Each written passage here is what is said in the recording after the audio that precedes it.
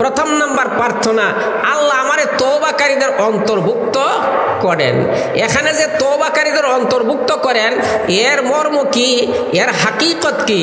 বান্দা বুঝাইতেছে আল্লাহরে, হে আল্লাহ, আপনার হুকুম নামাজ পড়বার জন্য আসছি, পানির দ্বারা উযু কইরা শরীরটারে পবিত্র করছি, কাপড়টারে পবিত্র করছি। আল্লাহ, আমার দেহের কেবলা হইল কানায়ে কাবা, কানায়ে কাবার দিকে রূপ করে পবিত্র কাপড়, পবিত্র দেহ নিয়ে নামাজের মধ্যে আল্লাহ দাঁড়াইছি। কিন্তু আল্লাহ, আমার কলবের কেবলা হইলেন স্বয়ং আপনি রব্বুল আলামিন। আমার কলবের মধ্যে এখনো গুনার নাফাক লাগা আছে।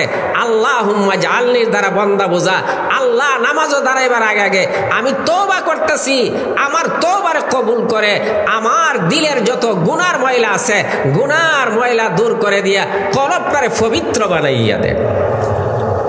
বান্দা যদি এরকম মন নিয়ে যদি নামাজও দাঁড়ায়, নামাজের হালাত কেমন হইব? আচ্ছা, যাই হোক, তো আল্লাহর বান্দা উযু বানাইলো, ওযু বানাইলো, ছোট নাফাকির থেকে পবিত্রতা অর্জন করলো। বড় নাফাকির থেকে পবিত্রতা অর্জন করার মর্ম হইল, কোনো কারণে যদি গোসল ফরজ হইয়া যায়, গোসল ফরজ হইয়া যায়, গোসলের মাধ্যমে পবিত্রতা অর্জন করা। এই শীতের দিনে কেউ যদি উযু বানাইতে পারে না, শরীরে রোগ বাড়িয়া যাবে, ঠান্ডা বাড়িয়া যাবে। ডাক্তার বলছে যে শরীরে পানি লাগাইও না, ঠান্ডা পানি, তাহলে গরম পানি, গরম পানিও ব্যবহার করা যাইতো না। তাহলে কি করবে? মাটির দ্বারা তায়াম্মুম করবে। কি করবে? আওয়াজ করেন ভাই, আওয়াজ করেন। তায়াম্মুম করবে।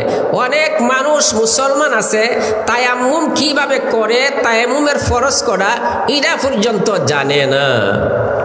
আমি ওই যে বিজয়নগর সাতগাঁও মাদ্রাসাতে মাহফিলে গেছি, ওয়াজ শেষ করে আমার এক আপনজনকে দেখবার লেগে গেলাম। বাবা, আমি উযু করতে পারি না, নামাজ পড়তাম পারি না। আমি বললাম, রে বাবা, নামাজ পড়তে পারেন না, উযু না করতে হলে তায়াম্মুম করেন। তায়াম্মুমের মাসলা জানে না। এই অক্টোবর আমি উমরাতে গেলাম, ফেরার সময় ফজরের নামাজ হইছে, সময় হয়ে গেছে। আমি মাটির দ্বারা তায়াম্মুম করে নামাজ পড়লাম। আমার পাশে এক লোক আমাকে বলে, হুজুর, মাটির দ্বারা কিতা করছেন? মাটির দ্বারা কি করছেন? আমি বললাম, বিমানে তোর ফানি এটা ঠিক না, ব্যবহার করা নিষেধ করা আছে, এই জন্য মাটির দ্বারা তায়াম্মুম করে নামাজ আদায় করছি। বহু মানুষ বিশ্রাইলে পাইবেন তায়াম্মুম এর ফরজ কয়টা, কিভাবে করতে হয় জানে না। আই ভাই, কথা ঠিক না ভাই? ঠিক। আল্লাহ, এগুলা শিক্ষা দেওয়া হয় কোথায়? ওযু গোসল কয় শিক্ষা দেওয়া হয়? আওয়াজ করে বলেন। মাদ্রাসা।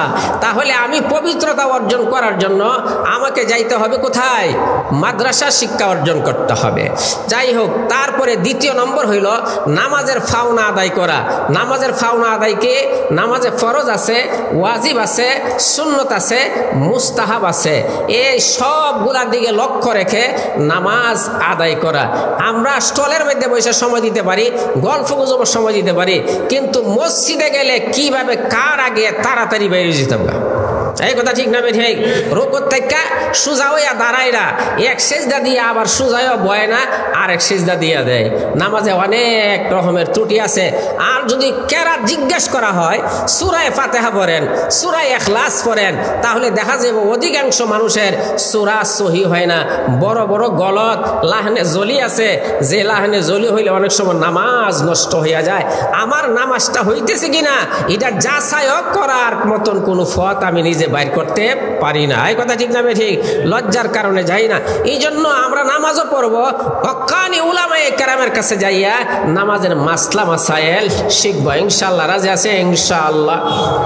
তৃতীয় নাম্বার হইল হুজুরি কালব, দিলটাকে নামাজে হাজির রাখা। কি রাখা? আওয়াজ করে বলেন। দিলটাকে নামাজে হাজির রেখা নামাজ পড়া। খান্নাস নামক এক শয়তান আছে, আজান দিলে বাতাস সারে আর ভাগে, আবার ফিরে মুসল্লির কাছে আইয়ে আবার একামত দিলে আবার ভাগে, তারপরে আবার আইয়া দিলের মধ্যে নিচ দিয়া বৈশা সে ওয়াসওয়াসা দিতে থাকে, উজকুর কাজা, উজকুর কাজা, উজকুর কাজা, ওইটা স্মরণ করো, ওইটা স্মরণ করো, এমকটা স্মরণ করো, তেমকটা স্মরণ করো। তখন মুসল্লি আল্লাহু আকবার করে নামাজও দাঁড়াইছে, কথা ঠিক। অন্তর কিন্তু এই গণ না, অন্তর গেছে শাইস্তাগঞ্জ রেল স্টেশন। আওয়াজ করতো না, অন্তর গেছে বন্ধু বান্ধবের কাছে। এই অন্তরটাকে নামাজের মধ্যে হাজির রাখা, যে ব্যক্তি তার অন্তরটাকে হাজির রেখে নামাজ পড়তে পারবে, এই নামাজ হবে কামেল। ওই নামাজ তার সব রকমের গুনাহ থেকে বিরত রাখবে। এখন আমার অন্তরটাকে হাজির রাখার জন্য কি করতে হবে? আল্লাহর পয়গাম্বর ফরমান, আন তা'বুদাল্লাহা কাআন্নাকা তারাহু ফাইন লাম তাকুন তারাহু ফাইন্নাহু ইয়ারাক। নবীজি ফরমান, আল্লাহর ইবাদত এমনি ভাবে করো যেন তুমি মওলাকে দেখতেছো। এটাকে বলা হয় মুশাহাদা, মুকামে শুহুদি। আর আল্লাহ আমারে দেখতেছেন, এটাকে বলা হয় মুরাকাবা, মকামে ওজুদি। তো আমার ইবাদতের ক্ষেত্রে, বিশেষ করে নামাজের ক্ষেত্রে আমার দিনের ধ্যান খেয়াল থাকবে যেন আমি আল্লাহর দেখি নামাজ পড়তাছি। অতটুকু ধারণা এই স্তরে যদি আমি পৌঁছা না থাকি, তাহলে আমি এই ধারণা করব আল্লাহ সর্বক্ষণ সর্ব অবস্থায় আমারে দেখতেছে। এই ভাই, কথা ঠিক আছে? ইনশাআল্লাহ আমরা চেষ্টা করবো না ইনশাআল্লাহ। মুরাকাবার হালাতও যদি আমি পৌঁছতে না পারি, তৃতীয় একটা কাজ থেকে আমি শুরু করব। কাজটা কি? আমি মুজাহাদা করব। নামাজও দাঁড়াইবার পরে আমার মন যদি নামাজ থেকে অন্যদিকে দৌড় মারে, তো আমি খেয়াল করব আল্লাহ আমারে দেখতেছে। নামাজও দাঁড়ায় আমার মন অন্যদিকে গেছে গা, দুনিয়ার কেউ জানে না, আমার ডাইনের মুসল্লি বামের মুসল্লি, ইমাম সাহেবও জানেন আমার অন্তর অবস্থা, দুনিয়ার কেউ জানে না। আমার আল্লাহ তাআলা আমার অন্তর অবস্থা দেখে।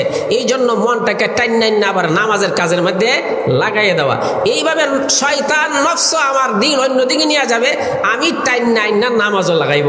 এইভাবে একটা যুদ্ধ চলতে চলতে চলতে চলতে আস্তে আস্তে শয়তানি শক্তি, নফসানি শক্তি দুর্বল হয়ে যাবে। নামাজও দাঁড়াইলে সহসায় আর মন অন্যদিকে যাবে না, নামাজের মধ্যে মনটা হাজির থাকবে। এখন আসেন, আমার কথা শেষ।